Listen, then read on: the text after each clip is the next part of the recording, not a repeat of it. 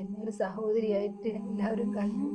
എൻ്റെ 3 മക്കളെയും എത്തിയുമാക്കാത്ത രീതിയിൽ എൻ്റെ ജീവിതം മുന്നോട്ട് കൊണ്ടുപോയി എല്ലാവരും എന്നെ സഹായിക്കണം. എൻ്റെ ഭർത്താവിനും എൻ്റെ മക്കൾക്ക് ഞാനേ ഉള്ളൂ. ഞാൻ വീണുപോയാൽ പിന്നെ അവർ ജീവിച്ചിരിക്കൂല. ഈ കുടുംബത്തിന് ഞാനേ ഉള്ളൂ. എൻ്റെ 3 മക്കൾക്ക് അമ്മ ഇല്ലാതെ മറ്റെനിക്ക് അവർ ജീവിക്കൂല. എനിക്ക് അസുഖം വന്നതിന് ശേഷം അവര് കളന്നുപോയി. 3 മക്കളും എൻ്റെ ഭർത്താവും.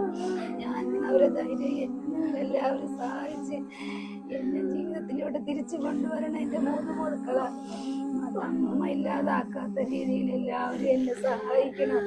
എനിക്ക് എന്തെങ്കിലും സംഭവിച്ചാൽ അവര് 4 പേരും പിന്നെ ജീവിച്ചിരിക്കൂല. എന്നെ ജീവിതത്തിലോട്ട് കൊണ്ടുവരണം.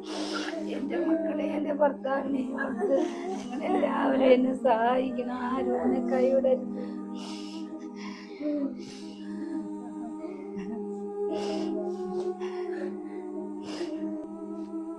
അസ്സലാമലൈക്കും.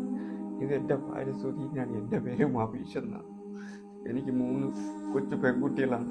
എൻ്റെ ഭാര്യയ്ക്ക് ക്യാൻസർ എന്നൊരു മാരകമായ അസുഖം വന്ന് 3 ഓപ്പറേഷൻ കഴിഞ്ഞു.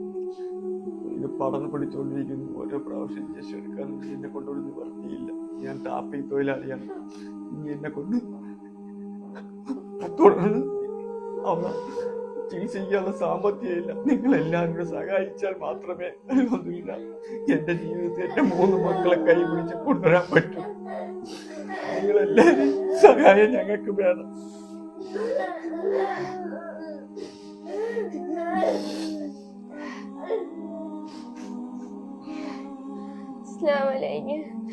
എന്റെ ഉമ്മയാണ്. ഉമ്മക്ക് ക്യാൻസർ എന്ന രോഗം ബാധിച്ചപ്പോ ചികിത്സയിലാണ്. ഉമ്മക്ക് 3 വലിയ സർജറി കഴിഞ്ഞ് ഉമ്മ ഞങ്ങക്ക് തിരിച്ചു കൊണ്ടുവരണം.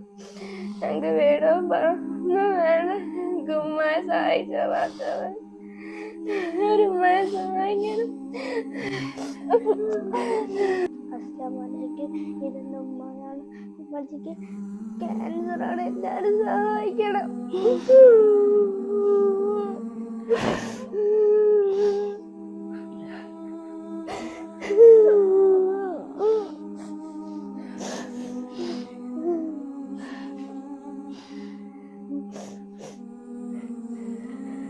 അസ്സലാമലൈക്കും വറഹ്മത്തുള്ളാഹി വബറകാത്ത്. പ്രിയപ്പെട്ടവരെ, ഞാൻ റബ്സൽ ഒളവണ്ണ.